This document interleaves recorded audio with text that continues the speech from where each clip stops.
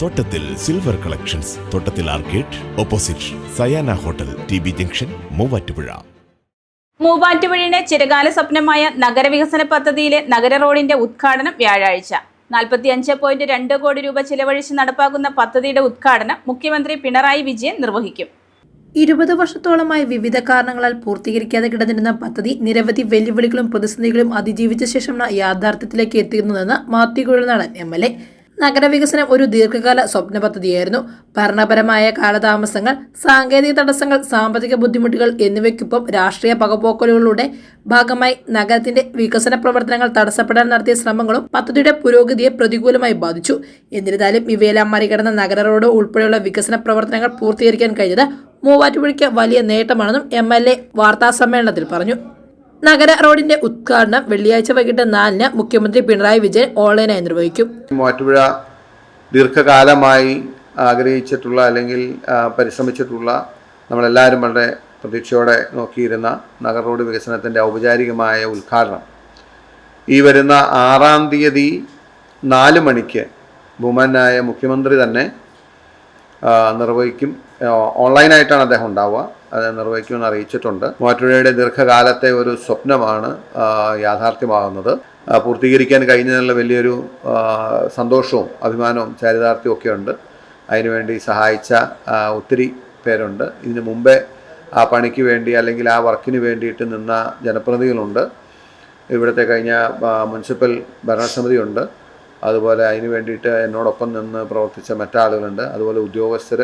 നെറ്റ്പാക്കിൻ്റെ ഒരു സ്റ്റഡിയുടെ ഫൈനൽ സാധനം വരുന്നുള്ളൂ. അതനുസരിച്ച് ഡ്രോയിങ്സും ട്രാഫിക് അലൈൻമെൻറ്റും അതനുസരിച്ച് കറക്റ്റ് ചെയ്യും. അപ്പോൾ അങ്ങനെ എല്ലാ അർത്ഥത്തിലും നല്ല രീതിയിൽ പണി പൂർത്തിയാക്കാൻ കഴിഞ്ഞുവെന്നാണ് എൻ്റെ ഒരു പേഴ്സണലായിട്ടുള്ളൊരു സാറ്റിസ്ഫാക്ഷൻ. 45.2 കോടി രൂപയാണ് നഗരവികസന പദ്ധതിയുടെ മൊത്തം ചിലവ്. കച്ചേരിത്തലത്തെ 3ാമതൊരു പാലം കൂടി വരുന്നതോടുകൂടി നഗരത്തിലെ ഗതാഗത സംവിധാനങ്ങൾ കൂടുതൽ മെച്ചപ്പെടുകയും നഗരത്തിന്റെ മുഖഛായ മാറുകയും ചെയ്യുന്ന രീതിയിലാണ് നഗരവികസനം പൂർണ്ണമായി രൂപകൽപ്പന ചെയ്തിരിക്കുന്നത്.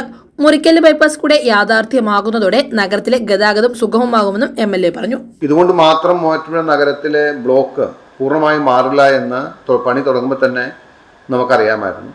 അതുകൊണ്ടാണ് ഒരു അഡീഷണൽ പാലത്തിന് വേണ്ടി കച്ചേരിത്താഴത്ത് വേണ്ടി നമ്മൾ പരിശ്രമം തുടങ്ങിയത്. അഡീഷണൽ പാലത്തിന് വേണ്ടിയിട്ടുള്ള സാങ്ഷൻ കിട്ടി. അഡീഷണൽ പാലം കൂടി വരുമ്പോൾ ഇപ്പോൾ ഈ നഗരഹൃദയത്തിലെ ബ്ലോക്കിന് നല്ല വ്യത്യാസം ഉണ്ടാകുന്ന ആ പാലം കൂടി വന്നാലേ വരത്തുള്ളൂ.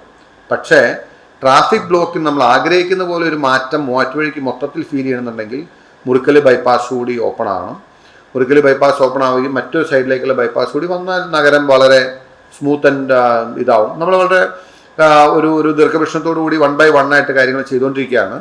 അപ്പോൾ അതിന് naturally it will take time. നമുക്ക് ഒറ്റ ദിവസം കൊണ്ട് ഒറ്റയടിക്ക് ചെയ്യാൻ പറ്റുന്നില്ല. ഈ പാലം വന്ന് മുറിക്കല് ബൈപ്പാസ് വന്ന് മറ്റേ ഒരു അടുത്തൊരു തൊഴിൽ റൂട്ടിലേക്കുള്ള ഒരു ബൈപ്പാസിൻ്റെ ഒരു പ്രപ്പോസൽ കൂടി പുഷ് ചെയ്തെടുക്കാൻ കഴിഞ്ഞാൽ കുറച്ചൊരു നല്ല വ്യത്യാസം വരും. പിന്നെ തൊഴിൽ റൂട്ടിൽ നിന്ന് കോട്ടയത്തേക്ക് കണക്ട് ചെയ്യുന്ന ഒരു ബൈപ്പാസ് കൂടിയാണ് നമ്മുടെ ദീർഘകാല പദ്ധതികളിലുള്ളത്.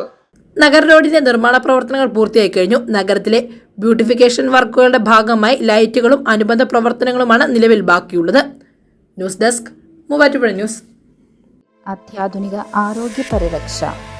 MCS hospital. We take care of your health.